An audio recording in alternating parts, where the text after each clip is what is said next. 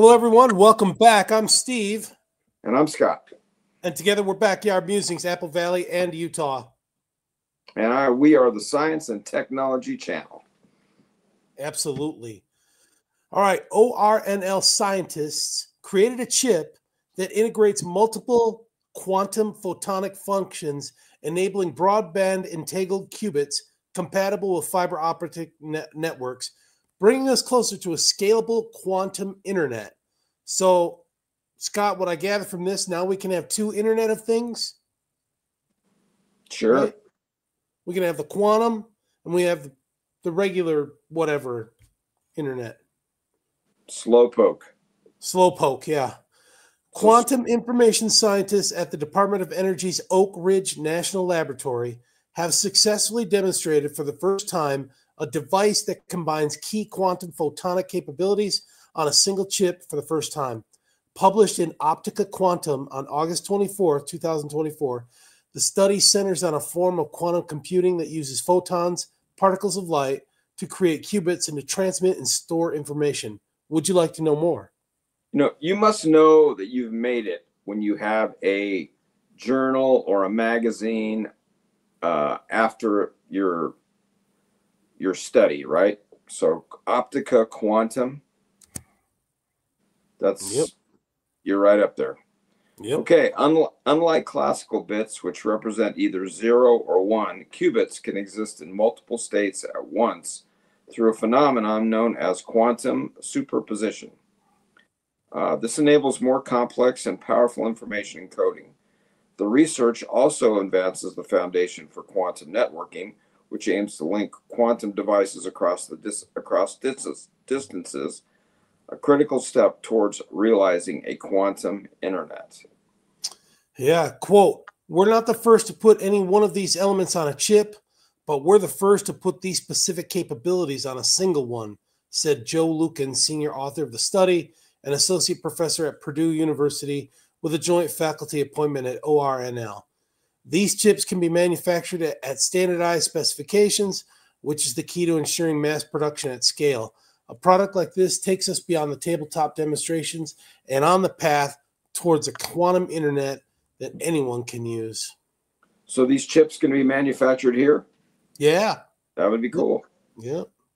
All right, the ORNL team encoded qubits on photons and generated entangled qubit pairs, meaning pairs of qubits so intertwined that the qubits share properties even when separated in space. The team created broadband polarization entanglement, a necessary ingredient for various types of quantum networks, in a fully integrated circuit comparable to the electrical transistor relied on by classical computers. Broadband polarization entanglement uses the direction of light waves vibration to encode information on photons across a wide spectrum of wavelengths. Okay, you heard it first here. I think this is going to be the way that we can transport organic matter, like facsimile does. Like pictures and that kind of stuff. Quantum internet computing is going to be the way that we beam up Scotty. Beam me up, Scotty. Really? I think so. You heard it here first. Okay. All right. Place your bets. There you go. Those photonic qubits can be transmitted over existing fiber optic hardware, which would eliminate much of the cost of installing new infrastructure. That kind of portability could help lead to a more stable and secure quantum internet. The process of generating and encoding those qubits remains expensive and time-consuming, but integrated quantum photonics, such as those deployed on the team's new chip, could help overcome that obstacle. All right, this is a quote. "If we can mass produce a chip that has all the components we need to generate the necessary polarization entanglement, then it becomes a matter of plugging the chips into a network without having to buy and align all these specialized tabletop components," says Alexander Milashevsky, an ORNL postdoctoral research associate and co-author of the study.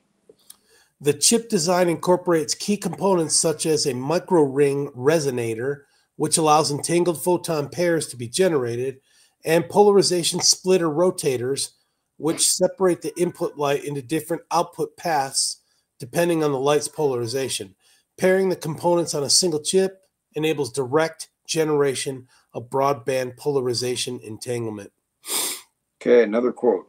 These photons are compatible with the traditional fiber optic cable networks that already exist. And I think we talked about that once before, right? They weren't going to have to reuse the cabling that's already out there. Yep. And that's according to Huswan Hiao Lu, an ORNL quantum research scientist and co-author of the study. Again, going on with the quote, once we can generate and manipulate these photons, we can use everyday off-the-shelf telecom components for much of the work that's left. The chip demonstrated more than 116 distinct pairs of channels or colors of light waves for transmission. More than 100 of those channels had a high fidelity with what the team described as a record number. By using micro-ring resonators for pair generation, the team's design could ultimately enable the creation of hyper-entangled qubits, which would be entangled in more than one way, such as by polarization by color. The more, quote, the more degrees of freedom we can use to entangle and encode these qubits, the more information we can potentially pack in, Lucan said. One rough metaphor for entanglement is a pair of multifaceted dice that, although individually rolling, completely random results always match. When multiple degrees of, now that blows my mind, when multiple degrees of freedom, color, polarization, and so on are entangled, it's like having access to several pairs of these dice at once, each of which can be used for communication. That's hyperentanglement. Quote, but I don't know by whom. All of these studies are pieces of a larger picture that eventually gets us to a quantum internet.